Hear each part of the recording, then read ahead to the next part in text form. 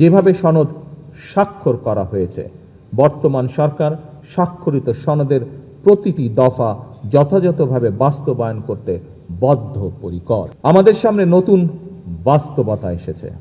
বর্তমান সময় যুদ্ধের ধরন পাল্টেছে, বদলেছে নিরাপত্তারও ধরন।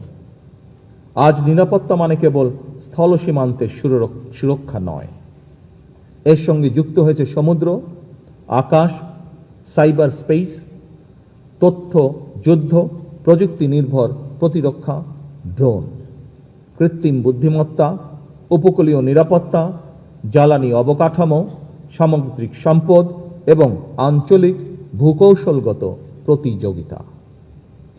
সশস্ত্র বাহিনীকে শুধুমাত্র আধুনিক যুদ্ধ সরঞ্জাম সংযোজনেই সীমাবদ্ধ না থেকে বরং একই সাথে সমান গুরুত্বের সাথে পেশাগত দক্ষতা, কৌশলগত প্রজ্ঞা ও জ্ঞানভিত্তিক সক্ষমতা বৃদ্ধিতে সর্বদা সচেষ্ট থাকতে হবে, যাতে করে সশস্ত্র বাহিনী যে কোনো সমসাময়িক ও ভবিষ্যৎ নিরাপত্তার চ্যালেঞ্জ মোকাবেলা করতে সক্ষম হয়।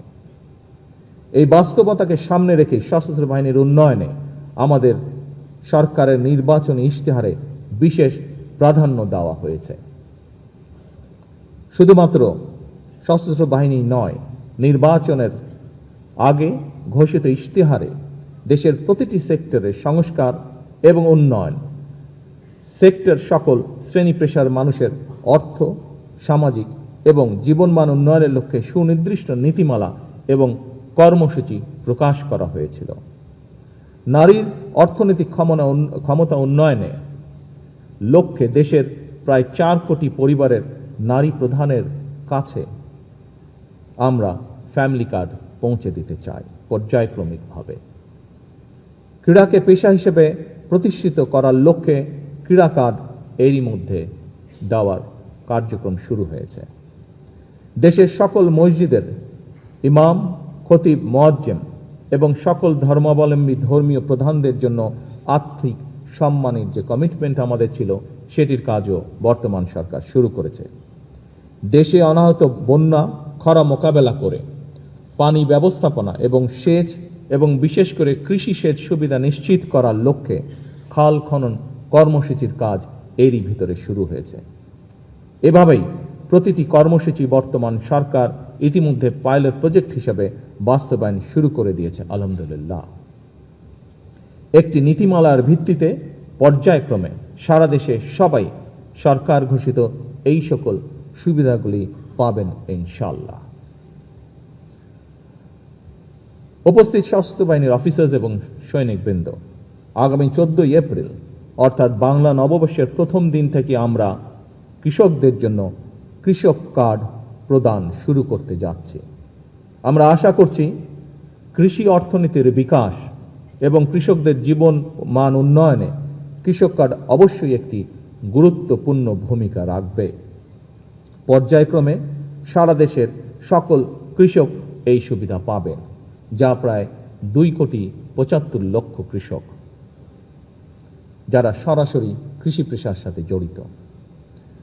এছাড়াও বর্তমান সরকার কৃষি ও মৎস্য খাতে 10,000 টাকা পর্যন্ত কৃষি ঋণ সুদসহ মওকুফ করেছে।